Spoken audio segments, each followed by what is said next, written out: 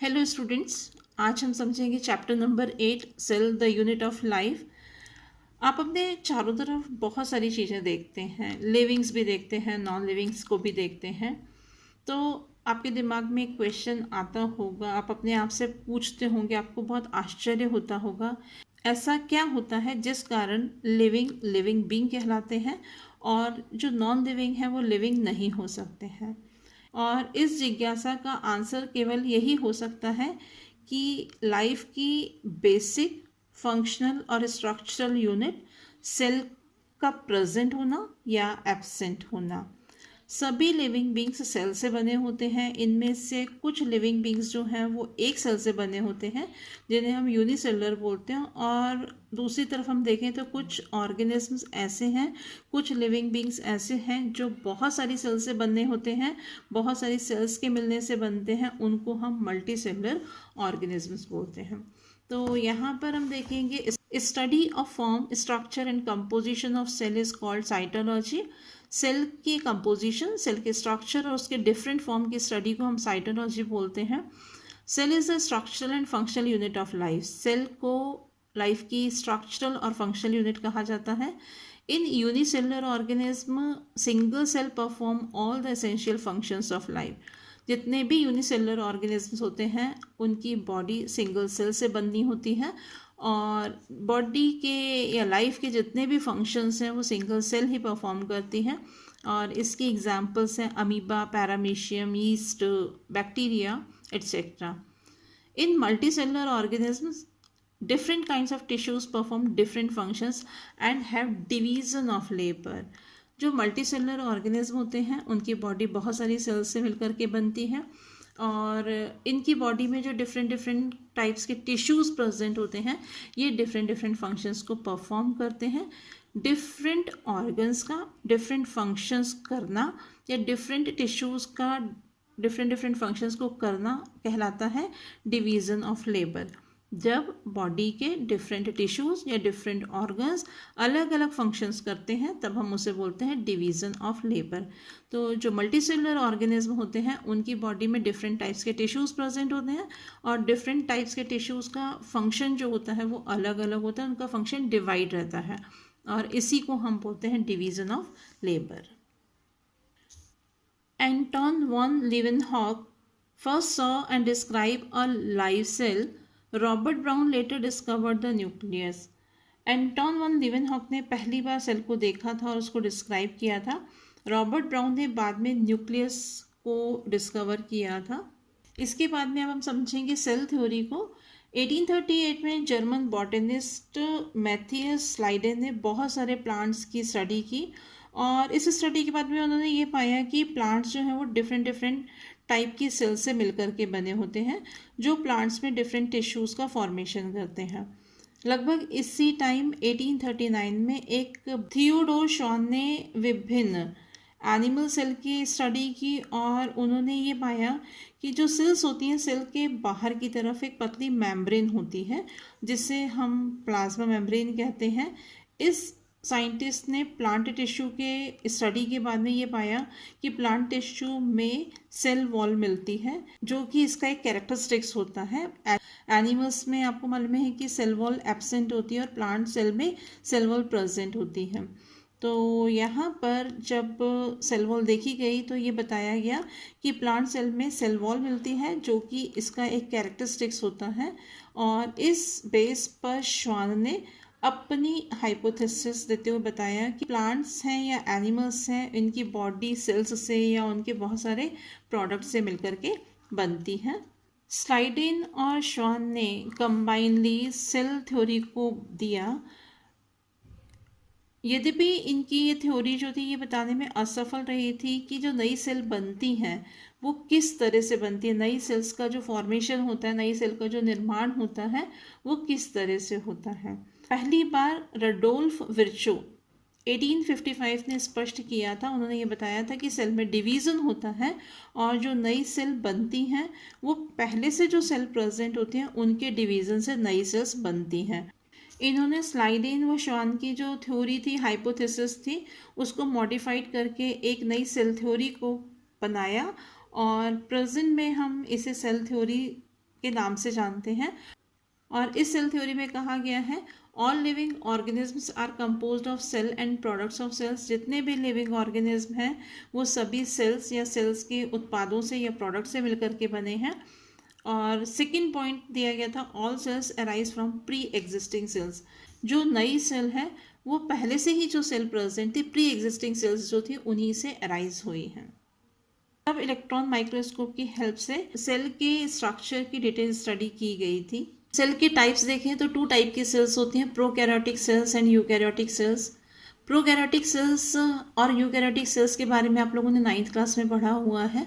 Prokaryotic cells वो sales होती हैं जिनमें कि मेम्ब्रेन बाउंड न्यूक्लियस एब्सेंट होता है, जबकि यूकैरियोटिक सेल्स जिसमें कि मेम्ब्रेन बाउंड न्यूक्लियस प्रेजेंट होता है उसको हम बोलते हैं eukaryotic cells, means true nucleus present होता है।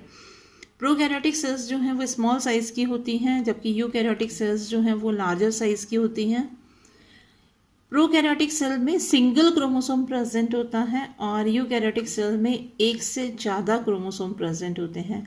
और इसके अलावा आपने पढ़ा हुआ है कि जो प्रोकैरियोटिक सेल्स होती हैं उनमें membrane bound cell organelles absent होते हैं। सेल के अंदर जो ऑर्गेनल्स प्रेजेंट होते हैं, जैसे आपने पढ़ा हुआ है यूकैरियोटिक सेल्स के अंदर मेम्ब्रेन बाउंड ऑर्गेनल्स प्रेजेंट होते हैं, जैसे कि माइटोकॉन्ड्रिया है, गोल्गी बॉडी है, एंडोप्लाज्मिक रेटिक्यूलम्स है।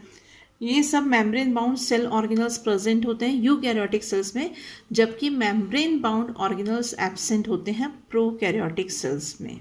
शेप और साइज़ की अगर हम बात करें तो सेल में जो सेल्स होती हैं उनके शेप और साइज़ जो रहते हैं वो अलग अलग होते हैं। Shapes and size of cells varies greatly according to their position and function. Position और फंक्शन के बेस पर सेल्स जो हैं इनके साइज और शेप जो है वो अलग अलग होते हैं। जैसे mycoplasma is the smallest cell and largest isolated cell is the ostrich egg. Mycoplasma cell जो है वो सबसे छोटी होती है। ऑस्ट्रिच का नाम आपने सुना होगा, जो बर्ड है उसका एग जो है वो सबसे बड़ी सेल होती है।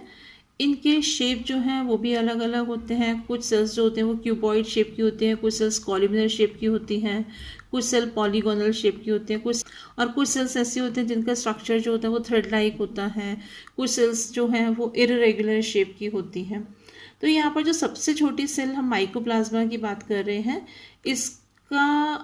इसकी लंबाई 0.3 माइक्रोमीटर होती है। बैक्टीरिया की बात करें तो बैक्टीरिया का साइज़ जो रहता है वो 3 से 5 माइक्रोमीटर तक होता है। और सबसे बड़ी सेल तो अभी अपन ने बात की कि ये ऑस्ट्रिच का एग है।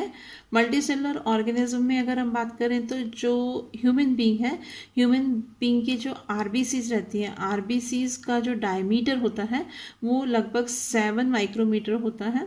और जो नर्वस टिश्यू होता है, नर्व सेल्स जो नर्वस टिश्यू है कि और जो नर्व सेल्स होती हैं, नर्व सेल्स जो है वो सबसे लंबी सेल्स होती हैं।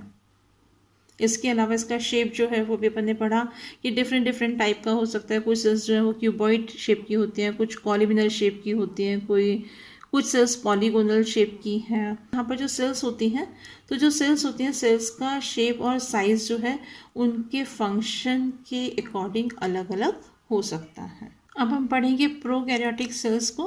Prokaryotic cells are represented by bacteria, blue-green algae, mycoplasma and PPLO. They multiply rapidly and vary in size greatly. जो प्रोकैरियोटिक सेल्स होती हैं, प्रोकैरियोटिक सेल्स हमको मिलती हैं बैक्टीरिया में, ब्लू ग्रीन एल्गी में, माइकोप्लाज्मा में या प्यूरोनिमोनिया लाइक ऑर्गेनिज्म PPLO जिसे कहा जाता है। इनमें मल्टीप्लिकेशन जो होता है वो बहुत तेज़ी से होता है। इनके साइज़ जो होते हैं वो अलग अलग होते हैं और ये सभी सेल्स जो हैं वो यूकैरियोटिक सेल्स से बहुत छोटी होती हैं और इनमें मल्टीप्लिकेशन जो होता है वो बहुत फास्ट होता है। बैक्टीरियल सेल्स में be bacillus, rod shaped, coccus spherical, vibrio comma shaped and spiral shaped. Bacterial cell जो है वो अलग अलग टाइप की होती है। बैक्टीरियल सेल जो है मेनली 4 मूल आकार की होती है, जैसे बेसिलस जो कि रॉड शेप का स्ट्रक्चर होता है, कोकस जो कि गोलाकार होती है, स्फेरिकल शेप की होती है, विब्रो यानी कि जो कॉमा शेप का स्ट्रक्चर होता है इनका, और एक होता है स्पाइरल लाइक स्ट्रक्चर, स्पाइरलम बोलते हैं। All prokaryotic cells have cell wall surrounding the cell membrane except in mycoplasma. सभी प्रोकैरियोटिक सेल्स में सेल वॉल प्रेजेंट होती है जो कि सेल मेम्ब्रेन से घिरी हुई रहती है, केवल माइकोप्लाज्मा को छोड़ करके। और सेल के अंदर एक लिक्विड मैट्रिक्स भरा होता है जिसको हम साइटोप्लाज्म बोलते हैं, लेकिन इनमें एक डिफरेंशिएटेड न्यूक्लियस एब्सेंट होता है। किसमें? प्रोकैरियोटिक सेल्स में। जो जेनेटिक मटेरियल होता है, जेनेटिक मटेरियल भी न्यूक्लियर मेम्ब्रेन से घिरा हुआ नहीं होता है।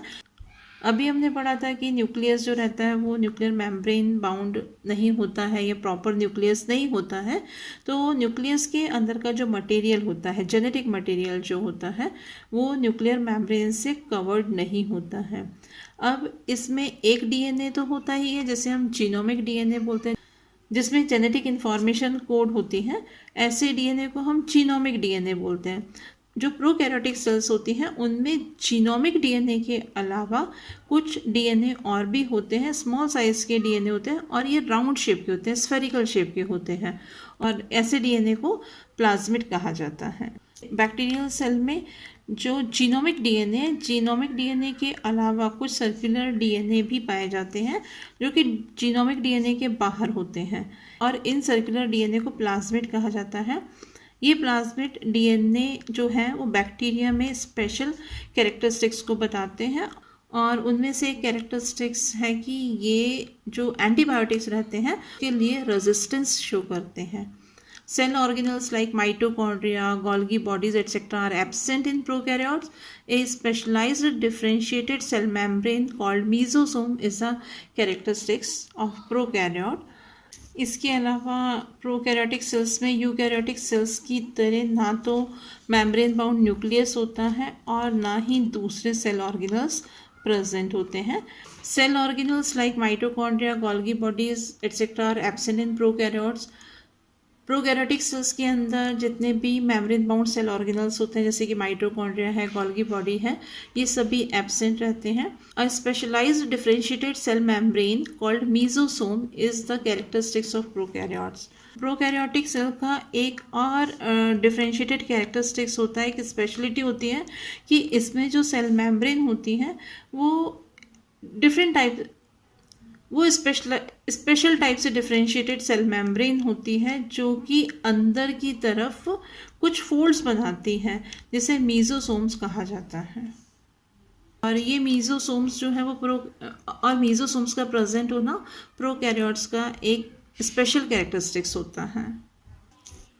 In bacterial cell a chemically complex cell envelope is present which consists of 3 layers. The outermost is glycocalyx, middle one cell wall and innermost is the cell membrane.